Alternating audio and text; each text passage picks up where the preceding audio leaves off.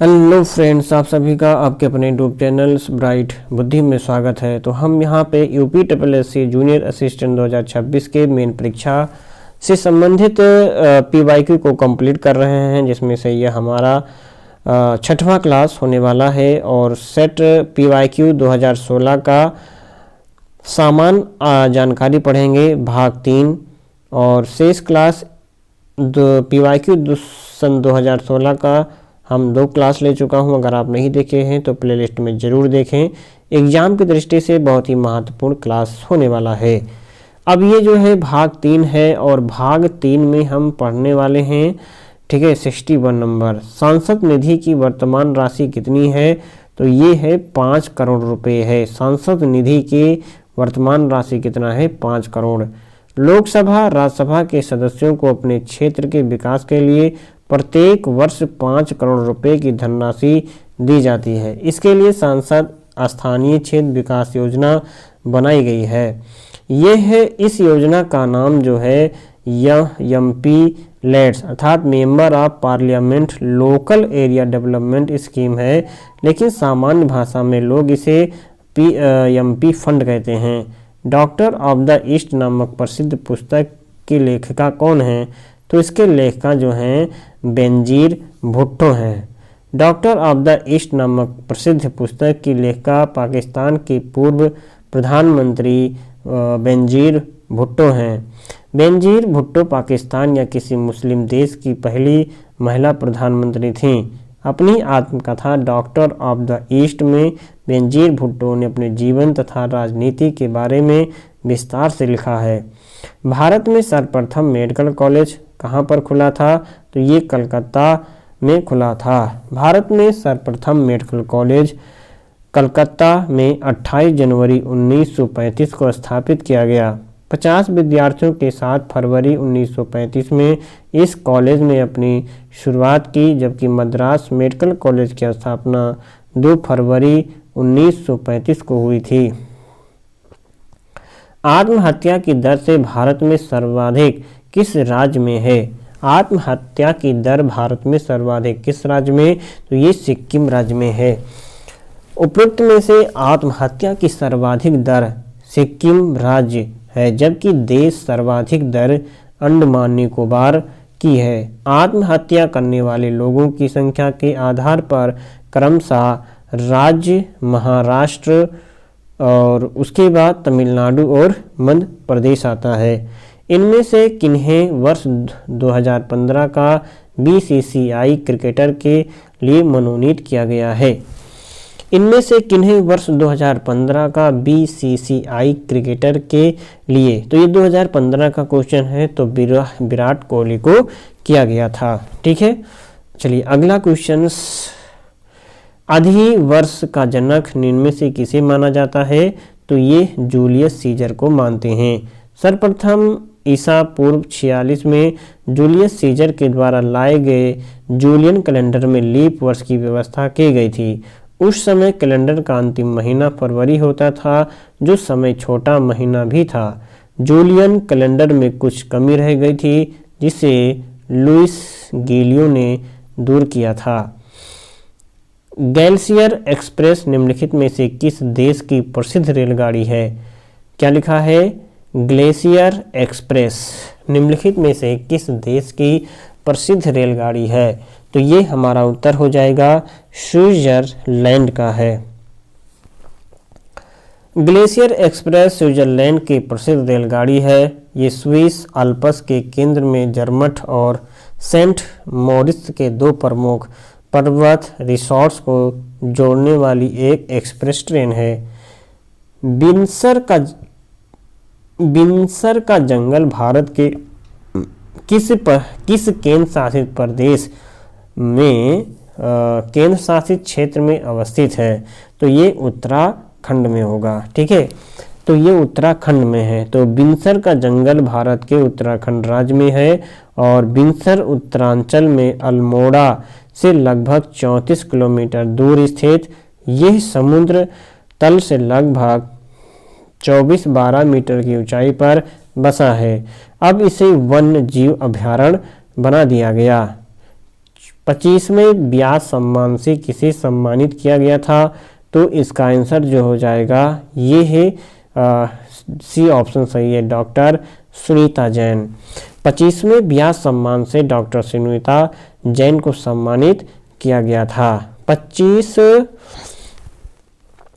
26 फरवरी 2016 को 25वां ब्यास सम्मान प्रसिद्ध डॉक्टर सुनीता जैन को इनकी काव्य संग्रह क्षमा के लिए प्रदान किया जाने की घोषणा की गई। 31वें ब्यास सम्मान 2021 को साहित्य असगर वजाहत को उनकी कृति महाबली के लिए 2022 में प्रदान किया गया। निम्नलिखित में से मौर्य कला का सर्वोत्तम प्रतिमान कौन सा है? तो ये स्तंभ होगा। नेपाल के राष्ट्रगान के रचयिता कौन हैं? तो पी.के. राय हैं। नेपाल के राष्ट्रगान के रचयिता पी.के. राय प्रदीप कुमार राय, जिन्हें व्याकुल माइला के द्वारा रचित सयोथुंगा फलुका को नेपाल के राष्ट्रगान के तौर पर 3 अगस्त 2007 को स्वीकार किया गया। तो नेपाल का राष्ट्रीय गान क्या है?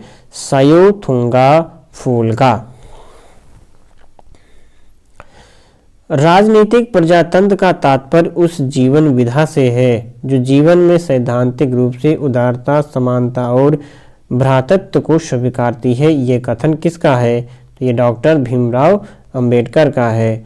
प्रारूप समिति के अध्यक्ष डॉक्टर भीमराव अंबेडकर ने अपने संविधान सभा के अंतिम भाषण में राजनीतिक प्रजातंत्र का तात्पर्य समझाते हुए कहा था, राजनीतिक प्रजातंत्र का तात्पर्य उस जीवन विधा से है जो जीवन में सैद्धांतिक रूप से उदारता, समानता और भ्रातृत्व को स्वीकार करती है। डॉक्टर अंबेडकर का जन्म मध्य प्रदेश के महू जिले में हुआ था।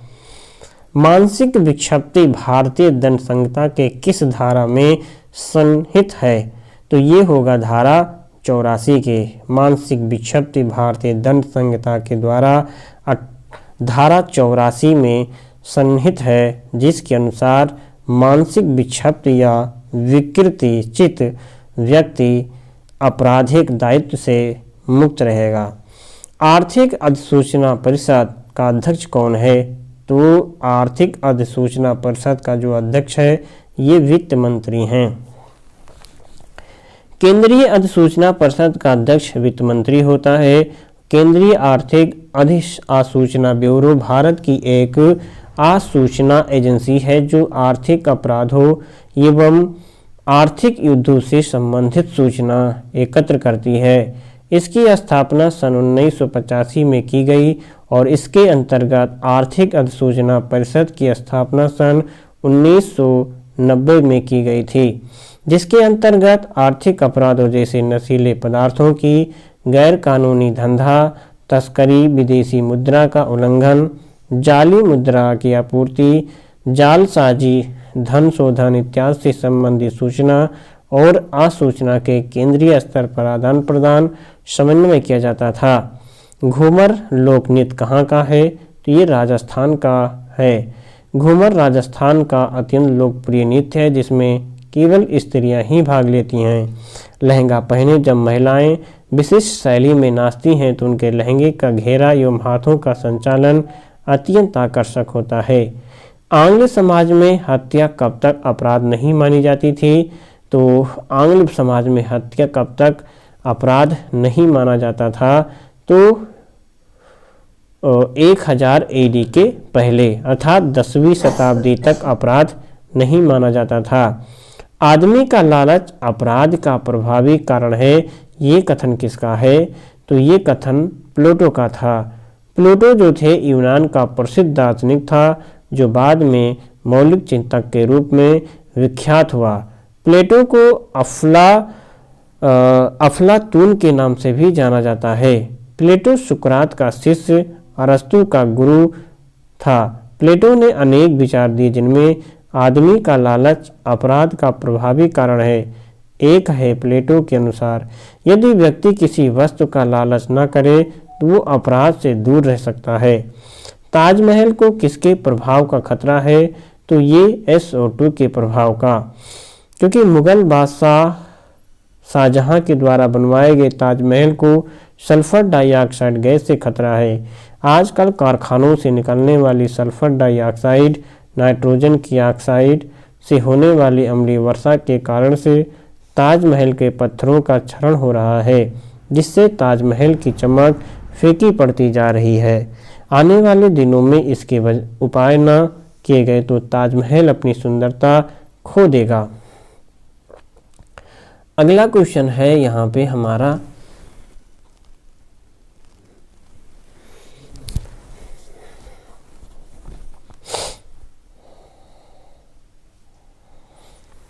निम्नलिखित में से कौन सा अशोक के साम्राज्याधीन नहीं था। ठीक है, निम्नलिखित में से कौन सा अशोक के साम्राज्याधीन नहीं था, तो ये हो जाएगा कामरूप, अर्थात डी ऑप्शन सही हो जाएगा। कर्नाटक के मास्की अभिलेख गुर्जर के गुर्जर अभिलेख से ये ज्ञात होता है अशोक का साम्राज्य कर्नाटक तथा गुर्जर तक विस्तृत था। अशोक का कश्मीर पर भी अधिकार था। उसने यहाँ अनेक अभिलेख भी बनवाए। कल्हड़ के राजतरंगड़ी के अनुसार अशोक की मृत्यु के बाद जब केंद्रीय सत्ता कमजोर पड़ने लगी तब उसके राज्य प्रतिनिधि जालोक ने अपनी स्वतंत्रता की घोषणा कर कश्मीर को मौर्य साम्राज्य से अलग कर लिया। कामरूप असम का पुराना नाम है और यह अशोक के साम्राज्याधीन नहीं था।